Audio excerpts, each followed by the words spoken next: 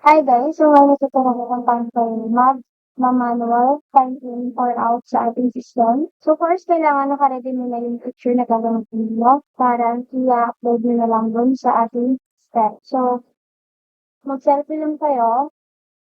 So, sa akin kasi, ginagawa ko, pag mag-begin ako, kailangan picture yung card since hindi kita yung time dito sa ating monitor. So, ginagawa ko, yan, kung ginagawa, papakita ko yung time sa selfie.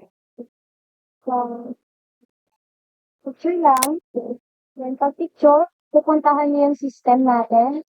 So, i-login niyo yung system niyo. So, kung hindi niyo alam yung link, pwede niyong puntahan yung SCID natin, etong payslip. So, yan yung gagamitin niyo. Kailangan kasi account niyo yung pasukan niyo. Okay? So, pag ayun, na-open niyo lang, login niyo lang yung account niyo.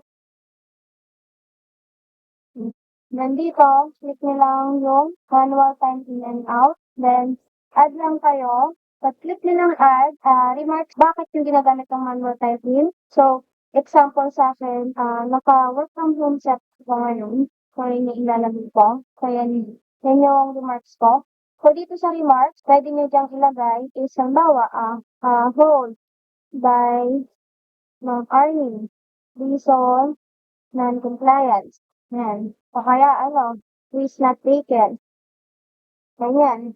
So, ano yung reason bakit kayo gagamit na ito? Ibig sabihin, kaya nyo ito ginagamit, substitute nyo ito sa time checking ninyo, sa pag-login ninyo ng report. So, sa remarks, lalagay nyo yung reason, bakit kayo magta-time in dito. So, yun yung mga ilalagay nyo dito sa remarks. So, katulad yan sa akin, yan.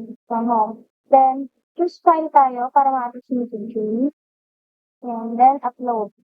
Pag-upload, lalabas na siya dyan. Then, i-close lang natin kasi automatic papasok siya dito sa ating manual typing in. So, ayun, ganun lang din ang gagawin nyo kapag mag-out nyo ng print. Same process lang. Ready nyo lang yung picture, tapos upload nyo dito para lumaki. Then, sa HR naman, sa side nila Jelly, since si Jelly yung nag-upload doon. Once na nabasa naman yung remarks niya, basta valid.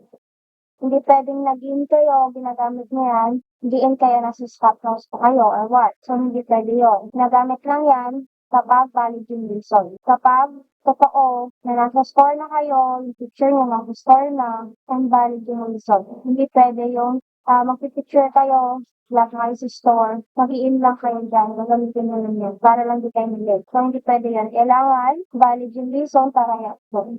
Kapag hindi na lang hindi. Okay? Kung si Jelly lang naman kasi nag-upload.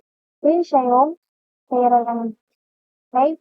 So, yun lang. Thank you.